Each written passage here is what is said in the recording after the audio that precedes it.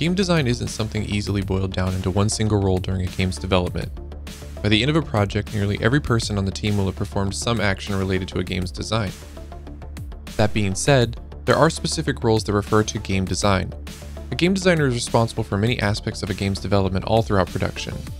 It's no surprise that a game is a beast of a thing to create. With most projects spanning 3+ years of production, larger studios have a department for each discipline. And within those departments, there are further distinctions based on the types of tasks those departments will be responsible for. In this video, we'll focus on the game design department inside a AAA studio and the different types of game designer roles you might find.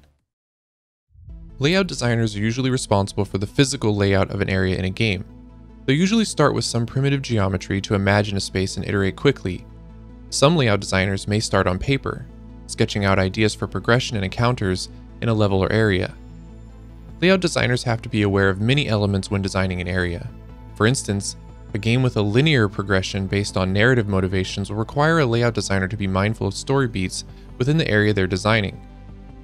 There's usually one way in and one way out of this area in the game, whereas a designer working in a more open world game has to factor in all different directions a player could approach an area from. A layout designer will usually have some knowledge of a programming language, and in my experience, layout designers tend to be the most self-sufficient designer on the team. They have a strong sense of space and progression in a game and are very good at shifting from implementation to high-level thinking about game direction. Layout designers, however, will need help getting things working and playable, and this is where a scripter comes in. A scripting designer, or technical designer, often shortened as scripter, is usually the more technical of the designers on a team. They'll interface with the scripting language to implement all sorts of gameplay logic, things like inventory systems, progression systems like experience points and how the player levels up, and crafting systems. A layout designer might say, "Hey, I have this door the player needs to open and I need an animation to play here for the door and the player. Could you hook that up while I keep working on this layout?" And that's where a scripter comes in.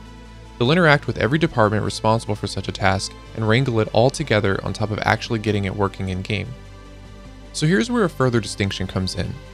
Because scripter is such a broad term for this type of designer, some studios have a scripter dedicated to specific aspects of a game.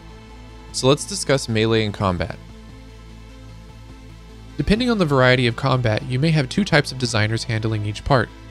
If your game is just fighting hand-to-hand, then combat and melee are all the same thing.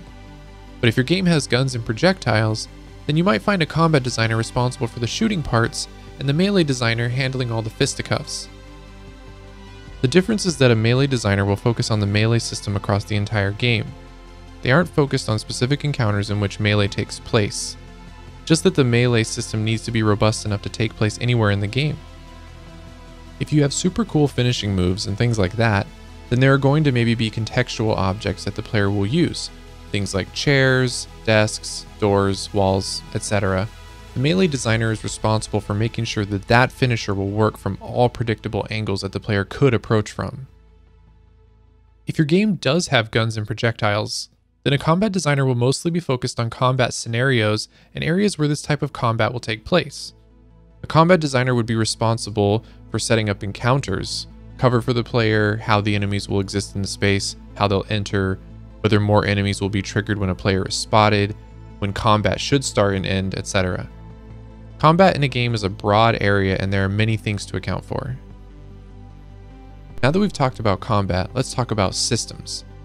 A systems designer usually handles things like I mentioned before, such as progression systems, inventory systems, crafting, and experience leveling for the player.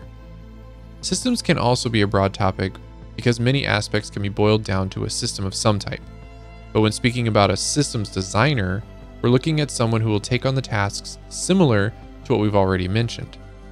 I've found that a systems designer is usually a scripter with extra bandwidth for tasks. Most designers will have some contributions to systems across the game, so it's difficult to expect one person to only work on systems and never take part in any of the previously mentioned roles. I think it's important to mention this role because it does describe a very specific subset of a game's design needs. So that's a rough overview of the different types of game designers. Again, this isn't to say that one single person couldn't or shouldn't do all of these things, just that it can and often is broken into different distinctions on bigger projects and even smaller ones. If this video was helpful, then let me know in the comments. And if there's an area of game development you'd like to know more about, then let me know.